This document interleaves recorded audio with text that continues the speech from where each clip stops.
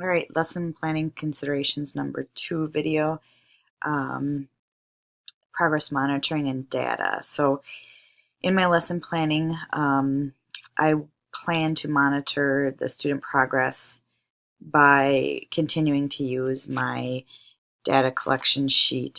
Basically, it's a sheet that collects data for.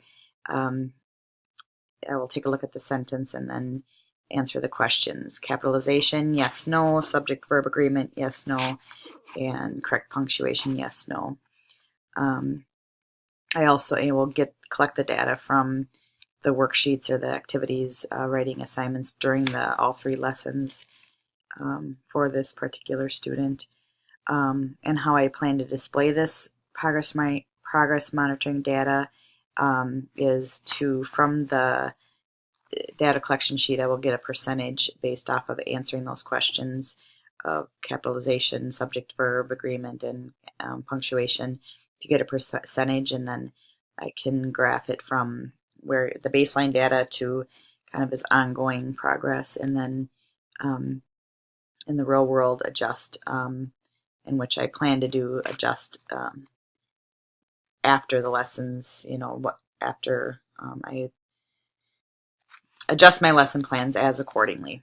Um, the support, how I'm going to describe the student's strengths, interests, and preferences. So what I did learn about the student based on his IEP was that he does enjoy reading. However, he oftentimes will shut down when he doesn't understand the reading, when the reading is too difficult for him.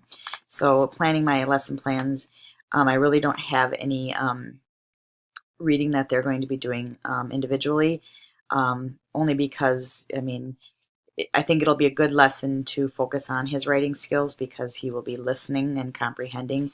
And I learned that his comprehension skills are the average range, and depending on how difficult the story is. So really, I'm picking persuasion articles that I'm going to use as examples that I think are will be at his level.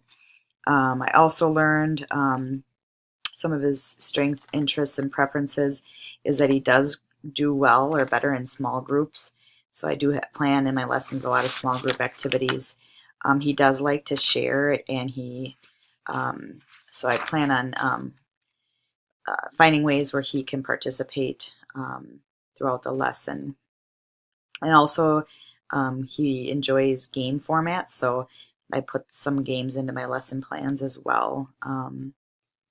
To hope to spark his interest and set him up for success. Um, so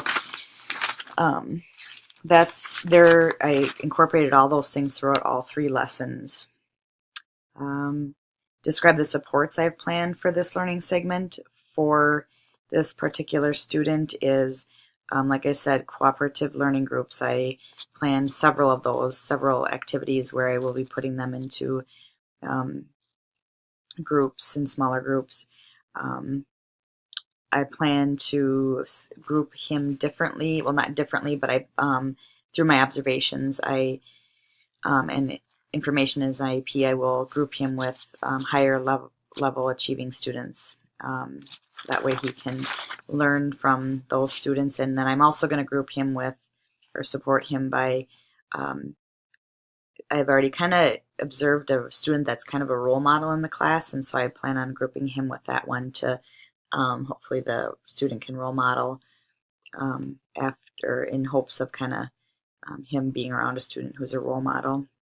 Um, Also, seating I will keep it the same. He's in the front of the room, which I think is very helpful because that way, if I need to check in with him, just with a simple hand on my desk or move closer to him, when, prior to maybe his body language, I've found that I can kind of observe that and notice when he's maybe starting to shut down or act kind of silly towards his classmates. So I can check in easier with him. And then I also plan on just really checking in with him individually before and after the lesson. So those are some supports I've planned in there as well.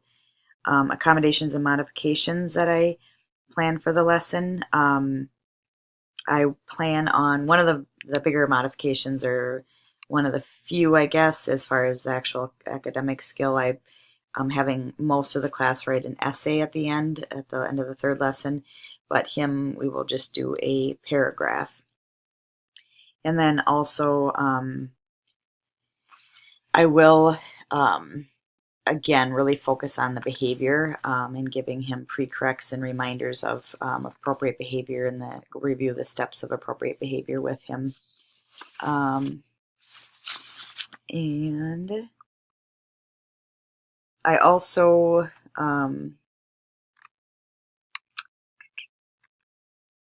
so how I plan to differentiate the learner variance during this learning section segment. In all three of the lessons, I will be I have plans for reaching out to all small groups. I will continually and ongoing analyze the learning environment in order to modify or adjust as I go. And then I also incorporated in my lessons, lesson plans, ways to reteach particular students. So during those small group time, I'm able to give the other students who I think can move with the information, and the other ones that may need reteaching. I plan time for that. I also will use a different grading rubric for not only the student I'm EBD student, but several others. And then I will give the opportunity to the student based off of observing him that he may work alone or one-on-one with somebody else. There is a pair in the classroom. Engagement.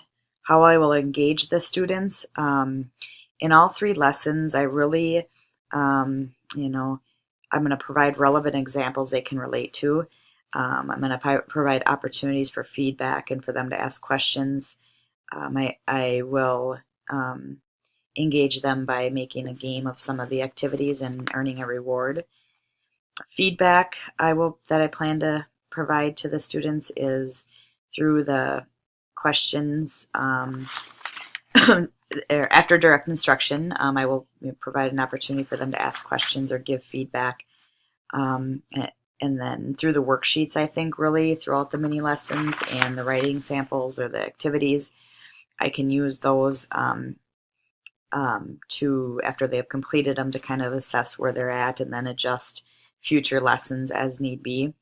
I can also give feedback through all of the steps of the I do, we do, you do in each one of them. I mean, we're doing a persuasion map, planning to do one together and then one as a group, or actually I will be doing one and then they will do one in small groups, and then they'll be doing their own. So I really think the lesson is set up to give a lot of feedback through that way. And then also I can give feedback from their actual essay or paragraph and then their presentation that we have set up to do. Maintenance. I will promote maintenance throughout these lessons by reviewing almost kind of the key content before each lesson. So that's really reviewing the strategies for persuasive speeches and arguments. We'll review the PowerPoint more than once. We'll be giving examples through all three lessons of persuasion strategies. And also we will provide, there's an activity that we'll have the students do where they are having a checklist of what they'll list the kind of strategies they're hearing in certain examples that I give. And then to promote generalization, I think it's really just kind of throughout all the lessons relating it to what they know already. So it kind of starts off that way in the first lesson, to bring it down to their level, to something that it's a skill, make them recognize that they use all the time, and kind of explain to them why we are learning this skill. And then also I think I'll promote generalization by giving examples that they use, or ask them or give them examples how they use this type of writing in other classes. Learning theory, how that has informed my lesson planning. Really, in what I've learned and based on the content from this class and from my past experience is just really, I think the model of using students that the research around students learning directly and indirectly, um, and I'm using several different times where I'm using both of these, and I think then you'll be able to hit different kind of learners in the whole lesson format.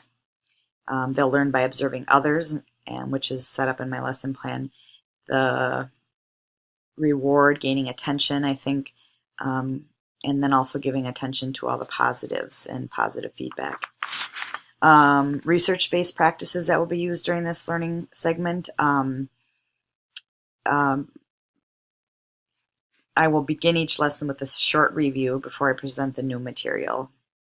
And there is research supporting that kind of review.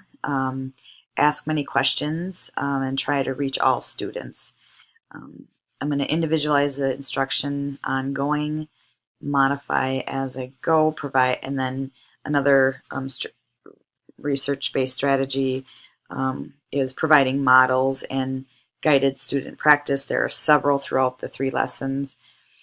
Checking for student understanding is planned into my lesson plans through worksheets and the persuasion maps we're going to use, and question and answer sessions, and then also I'll